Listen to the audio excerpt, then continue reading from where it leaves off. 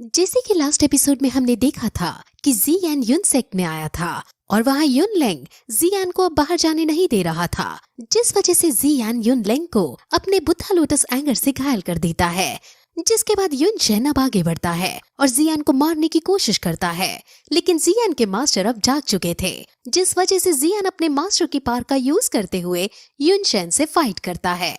और पिछले एपिसोड में जियान ने युन शेन के ऊपर भी बुद्धा लोटस एंगर छोड़ दिया था।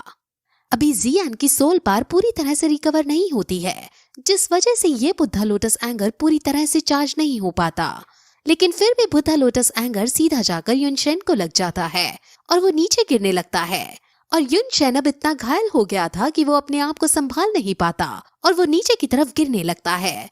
अब जियान उसके पास जाने लगता है क्योंकि वो आज युन शेन को जान से खत्म कर देने वाला था और अब जियान उसको मार ही देने वाला होता है कि तभी वहाँ यूजी आ जाती है और वो जियान को ऐसा करने से रोक देती है और कहती है कि भले ही हम दोनों एक दूसरे से बेहद प्यार करते हो, लेकिन मैं अपने सेक्ट की इज्जत दांव पर नहीं लगा सकती हूँ। युन शेन मेरे मास्टर हैं और मैं उनको इस तरह मरने नहीं दूंगी। यूजी को खुद ऐसा कहते हुए अच्छा नहीं लग रहा था, लेकिन वो अपनी ड्यूटी से मुंह नहीं मोड़ सकती थी। लेकिन जियान उससे पूछता है कि अगर युन शेन की जगह मैं कमजोर पड़ रहा होता तो क्या तब भी तुम मेरी जान बचाने मेरे पास आती और युन शेन को रोकती।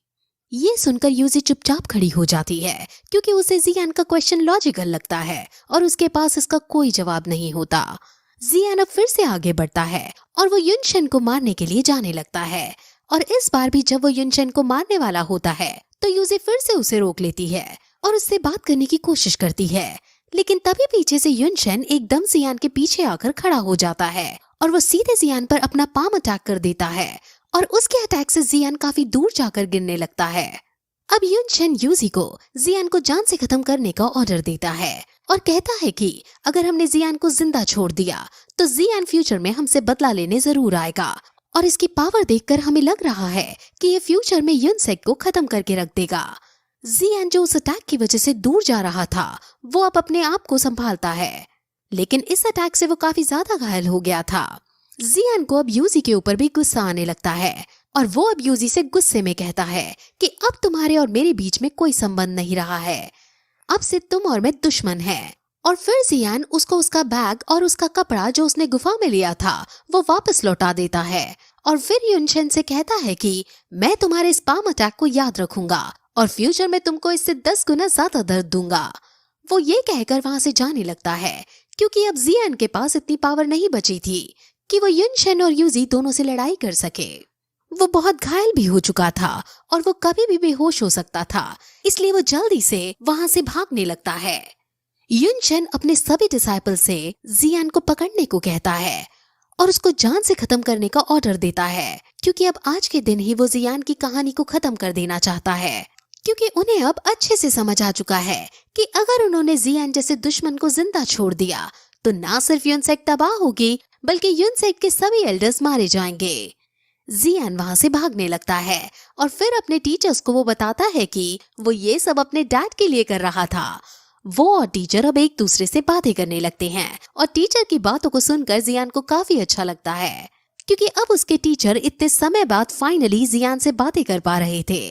युन शेन ने जियान को काफी ज्यादा घायल कर दिया था, जिसकी वजह से जियान भी कमजोर और गिरने की अवस्था में है, लेकिन टीचर उसे संभालते हैं और कहते हैं कि अब मैं तुम्हारे पास आ गया हूँ, जिस वजह से तुम्हारी बॉडी की रिकवरी अब जल्दी जल्दी होया करेगी।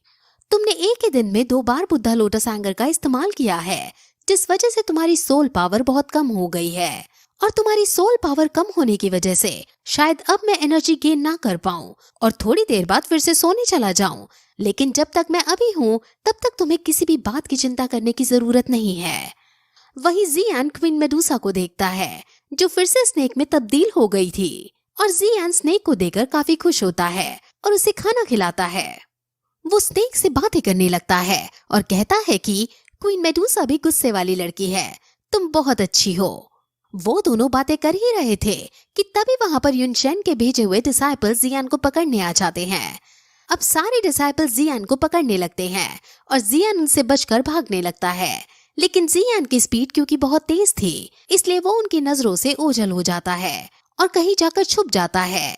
वहीं दूसरी तरफ हम एक हॉल को देखते हैं जिसके अंदर यूनसेक के खिलाफ जो भी लोग खड़े थे वो सब एक मीटिंग कर रहे थे और यूनसेक के खिलाफ अपनी अपनी बात रखते हैं। वहीं हम उन डिसाइपल्स को देखते हैं जो यही सब बातें कर रहे थे कि जियान कमजोर अवस्था में है और हमारे पास सिर्फ यही मौका है जिसमें हम जियान को पकड़ सकते हैं, क्योंकि अब जियान कमजोर है और उसको मारने का इससे अच्छा मौका और कोई नहीं है। वहीं हम जियान को देखते हैं जो छुपा हुआ था, लेकिन तभी उसके पास बहुत सारे मॉन्स्टर्स आ जाते हैं जो जियान पर हमला करने वाले होते हैं। जियान उनसे लड़ने की अवस्था में नहीं था, लेकिन फिर भी वो अपनी तलवार उठाकर उनका सामना करने का डिसाइड करता है। लेकिन तभी स्नेक मॉन्स्टर्स के ऊपर जाकर बैठती है और उन सभी को वो कंट्रोल कर लेती है, क्योंकि ये स्नेक असल में क्वीन मेडुसा है और ये सभी क्रीचर्स क्वीन मेडुसा के कंट्रोल में है।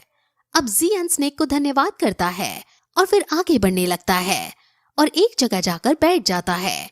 क्योंकि वो अब बहुत ज्यादा घायल हो गया था और उसे आराम की जरूरत थी। उसके मास्टर अब उसकी बॉडी से बाहर आते हैं और उसकी पिल जो उसने तैयार की थी उसके बारे में उससे और ज्यादा जानकारी लेते हैं और उसकी बॉडी को भी अब वो रिकवर करने लगते हैं। वहीं हम उन डिसाइपल्स को देखते हैं जो जियान का पीछा कर रहे थे। उन्हें पता चलता है कि जियान वॉरक्राफ्ट माउंटेन्स में पहुंच गया है और उस माउंटेन्स में बहुत सारे मॉन्स्टर्स रहते हैं और वहां यूनसेक के डिसाइपल्स का जाना सेफ नहीं है। इसलिए डिसाइपल्स अब अपने उड़ने वाले पालतू मॉन्स्टर्स को नीचे जियान को पकड़ने के लिए भेज देते हैं और फिर यही एपिसोड इस तरह खत्म हो जाता है।